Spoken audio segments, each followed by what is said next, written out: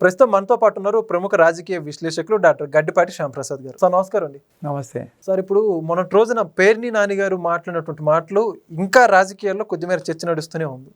అదేంటంటే ఉగాది తర్వాత నుంచి లోకేష్ గారు ఆంధ్రప్రదేశ్ రాష్ట్ర ముఖ్యమంత్రి, ఏదైతే ప్రస్తుత ఆంధ్రప్రదేశ్ ముఖ్యమంత్రి నారా చంద్రబాబు నాయుడు గారు ఢిల్లీలో ఢిల్లీ కేంద్ర రాజకీయాల్లో చాలా బలమైన పాత్రలో ఉండబోతున్నారు, అది కూడా ఒకవేళ వినపడితే నిఘా వర్గాల ప్రకారం ఉప ప్రధాని అని చెప్పి స్టాక్ వస్తుంది, పవన్ కళ్యాణ్ నారా లోకేష్ కింద పనిచేయాలని చెప్పి చంద్రబాబు నాయుడు చెప్పినట్టు ఆయనకి ఏదో నిఘా వర్గాల సమాచారం వచ్చింది ఆయన మీడియా ముఖంగా బహిర్గతంగా చెప్పారు.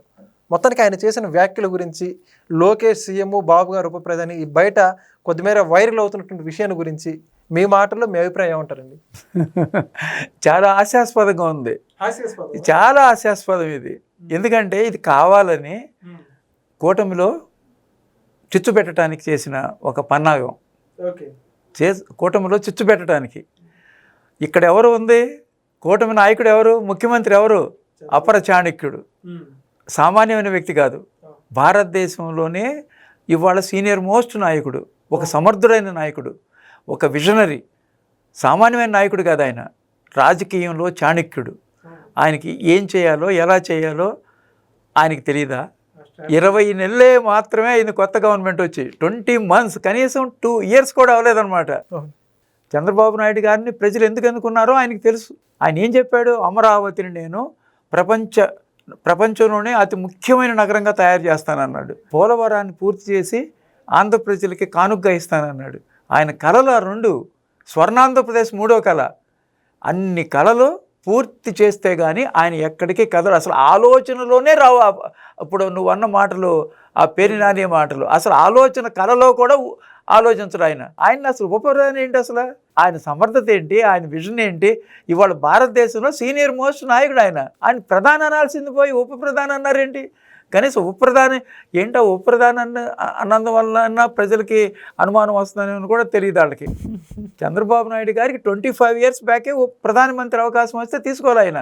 నాకు నా రాష్ట్రం ముఖ్యం, నా రాష్ట్ర అభివృద్ధి ముఖ్యం, స్వర్ణాంధ్రప్రదేశ్ చేయాలి అనే ఉద్దేశమే ఆయనకి టార్గెటే ఒకే ఒక లక్ష్యం అయింది. అర్జునుడికి కనుక చెట్టు మీద ఉన్న పెట్టెలో ఉన్న కన్ను ఎంత కాన్సన్ట్రేట్ చేస్తాడో ఆంధ్రప్రదేశ్ రాష్ట్రం మీద అంత కాన్సన్ట్రేషన్ ఉంది ఆయనకి. ఆంధ్రప్రదేశ్ రాష్ట్రం పూర్తిగా గాడిలో పెట్టాలి. పూర్తిగా విధ్వంసం అయిపోయింది, అరాచకం అయిపోయింది గత 5 సంవత్సరాలు.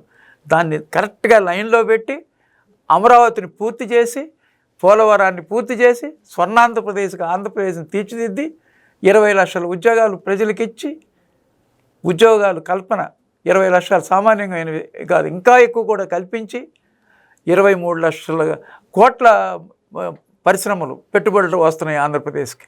వాటన్నిటినీ పూర్తి చేసే వరకు ఆయన ఎక్కడికి దేని గురించి ఆలోచించరు. ఏంటంటే జనానికి ఏమనుకుంటారంటే, అప్పుడే లోకేష్ గారి కొడుకు మీద చాలా ఆశ పుట్టింది దీనికి, కొడుకుని నాకు ఇమీడియట్గా ముఖ్యమంత్రి చేసేసేద్దాం, నేను సెంటర్లో ఉప ప్రధానికి వెళ్దాం, నాకు కొడుకే ముఖ్యము అని ప్రజల్లో ఒక ఆలోచన, డీవియేషన్ క్రియేట్ చేయడం కోసం చేసిన పన్నాగం అన్నమాట ఇది. కళలో కూడా లోకేష్ని ముఖ్యమంత్రిగా 20 నెలలే అయింది గవర్నమెంట్ వచ్చి, ఇమ్మీడియట్గా ఆలోచనే ఉండదన్నమాట. ఇదంతా సోషల్ మీడియాలో కావాలని కల్పిస్తున్నారు. కాకపోతే 2 విషయాలు చెప్పాలి ఇక్కడ. లోకేష్ ముఖ్యమంత్రికి అర్హుడు, అర్హత ఉంది ఆయనకి. ఎందుకంటే రాటు తేలిపోయాడు. ఇవాళ ఆయన ఎన్ని పరిశ్రమలు తీసుకొచ్చాడో మన కళ్ళకి కనపడుతున్నాయి. Google data, artificial intelligence Google data తీసుకొస్తాం. 1,30,000 కోట్ల పెట్టుబడి, ఫారెన్ డైరెక్ట్ ఇన్వెస్ట్మెంట్, ఇండియాలో హైయెస్ట్ ఇన్వెస్ట్మెంట్ అదే. దాన్ని తీసుకురావడంలో లోకేష్ కృషి అద్భుతం అనమాట. 1 year నెగోషియేషన్ చేస్తే వచ్చింది. అలాగే TCS, అలాగే కాగ్నిజెంట్, ఇవన్నీ లోకేష్ కృషే. అలాగే టాటా పవర్, అలాగే రిలయన్స్ CVG, కంప్రెస్డ్ బయోగ్యాస్ 65,000 కోట్లు. ఈ ఘనతంతా అయిందే. 20 నెలల పాటు రేయనక పగలనక, ఈ కంట్రీ అనక ఆ కంట్రీ అనక, దేశాలు, కంపెనీల అధిపతులతో తిరుగుతా ఇవన్నీ సాధించుకొచ్చాడు. అది లీడర్ లక్షణం. ఆడ నియోజకవర్గాన్ని ఒకేపు అభివృద్ధి చెందుతున్నాడు. మంగళగిరిలో ఇవాళ ఆయనకు పోటీగా నాయకుడు, ప్రతిపక్షం కనీసం ఒక 20 సంవత్సరాల లోపు ఎవరు లేరు. అసలు ఏ నియోజకవర్గంలో అయితే తెలుగుదేశం పార్టీ గెలవలేదు 40 సంవత్సరాల నుంచి, ఆ నియోజకవర్గం ఎన్నుకోవడంలోనే ఆ నాయకత్వ లక్షణం బయటపడింది. 2019లో నిలబడి 5,000 ఓట్ల తేడాతో ఓడిపోయిన తర్వాత కూడా అదే నియోజకవర్గంలో ఉండి ప్రతి ఒక్కళ్ళ సమస్యలు తెలుసుకొని అపోజిషన్లో ఉన్నప్పుడు ఓటమి చెందిన తర్వాత పట్టుదలతో నాయకుడు అనిపించుకున్నాడు. నాయకుడు అనిపించుకొని 1924లో 90,000 మెజార్టీతో గెలిచి రాష్ట్రంలోనే థర్డ్ ప్లేస్ తెచ్చుకున్నాడు. ప్రజా దర్బార్లు నిర్వహిస్తున్నాడు. ఇంటర్నేషనల్ స్కూల్ పెడుతున్నాడు మంగళగిరిలో. 100 బెడ్ హాస్పిటల్ పెడుతున్నారు. అలాగే రిటైనింగ్ వాల్ కట్టిస్తున్నారు. నిన్నే శంకుస్థాపన చేశారు. ఎన్ని రకాల ఈ కంపెనీలు చెప్పుకుంటా పోతే గంటలు పడుతుంది అనమాట. వేల కంపెనీలు వస్తున్నాయి. 23 లక్షల కోట్ల వర్త్ ఆఫ్ ఎంఓఏ జరుగుతున్నాయి అంటే ఆలోచించుకో. అదంతా లోకేష్ చంద్రబాబు నాయుడు గారి దగ్గర నుంచి నేర్చుకున్న విజన్ అనమాట. సమర్థత నేర్చుకున్నాడు. వాళ్ళ కుటుంబమే రాజకీయ నేపథ్యం ఉన్న కుటుంబం. వాళ్ళ తాత ఎన్టీ రామారావు గారు ముఖ్యమంత్రి, వాళ్ళ తండ్రి చంద్రబాబు నాయుడు గారు ముఖ్యమంత్రి, మేనమామ హరికృష్ణ గారు స్టేట్ మంత్రి చేశారు. సొంత మేనమామ పిల్లనిచ్చిన మామ 3 సార్లు నుంచి ఎమ్మెల్యే, పెద్దమ్మ పురంధరేశ్వరి గారు సెంట్రల్ మినిస్టర్ చేశారు. ఇంతమంది నాయకుల మధ్యలో పుట్టాడు ఆయన.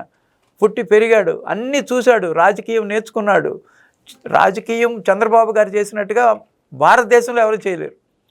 ఒకవైపు రాజకీయం చేస్తా, ఒకవైపు స్టేట్ వృద్ధి చేయడానికి పూనుకున్నాడు. అలాంటి నాయకుడు ఇమ్మెచ్యూర్గా నాకు ఇవాళ ముఖ్యమంత్రి కావాలి అనుకునే అంత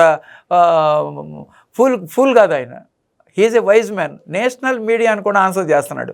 ఈ నేషనల్ ప్రెస్ మీట్స్ ఎన్నో చూసుంటాం మనం. ఎంత టాలెంటెడ్గా సమయస్ఫూర్తిగా ఆన్సర్స్ ఇస్తున్నాడో అందరూ గమనిస్తున్నారు. భారతదేశం అంతా గమనిస్తుంది.